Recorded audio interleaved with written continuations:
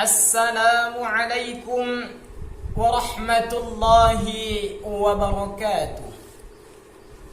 Alhamdulillahilladzi amarna bil ittihadi wal i'tisami bihablillahil matin.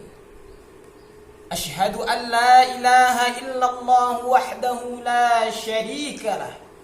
Wa ashhadu anna Muhammadan abduhu wa rasuluh alladzi la nabiyya ba'da amma ba'd. Allahumma salli wa sallim wa barik alaihi wa ala alihi wa ashabihi wa sallim. Ma'asyiral yang dirahmati Allah Subhanahu wa ta'ala. Pertama-tama dan yang paling utama, marilah kita panjatkan puja dan puji syukur kita kehadirat Allah Subhanahu wa ta'ala, yang mana Allah telah memberikan izin kepada kita sehingga kita mampu bertatap muka meskipun di balik layar. Kemudian salawat berangkaikan salam kita hadiahkan kepada ruh junjungan alam baginda Nabi besar Muhammad sallallahu alaihi wasallam. Allahumma salli wa sallim wa barik alaihi. Ma'asyiral yang dirahmati Allah Subhanahu wa ta'ala. Adapun tema yang akan kita bawakan pada hari ini adalah berkenaan tentang tingkatan-tingkatan orang yang berpuasa. Di dalam kitab Taqriratus Sadidah dijelaskan bahwasanya tingkatan seorang yang berpuasa itu dibagi menjadi 3 tingkatan. Adapun tingkatan yang pertama yaitu tingkatan orang yang awam. Puasanya orang yang awam kita kenal dalam bahasa Indonesia. Apa itu tingkatan puasa orang yang awam? Tingkatan puasa orang yang awam adalah seorang yang berpuasa dari sesuatu yang membatalkan puasa. Apa itu misalnya? Ketika dihidangkan di hadapannya makanan, minuman, buah-buahan, apel, jeruk dan lain segalanya. Kemudian ketika ia merasa dirinya berpuasa, ia takkan sentuh makanan itu walaupun satu. Inilah yang dikenal dengan puasanya orang yang awam.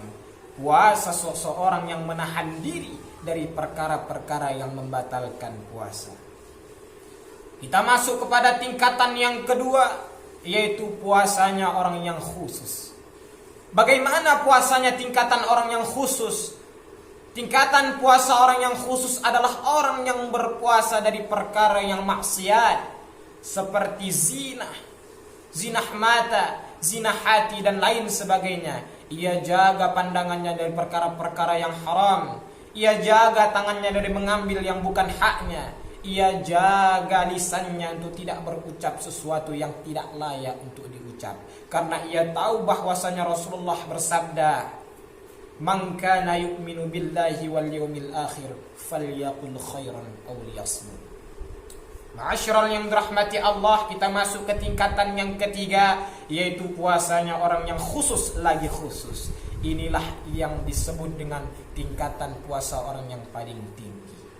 Apa itu tingkatan puasa orang yang khusus lagi terkhusus?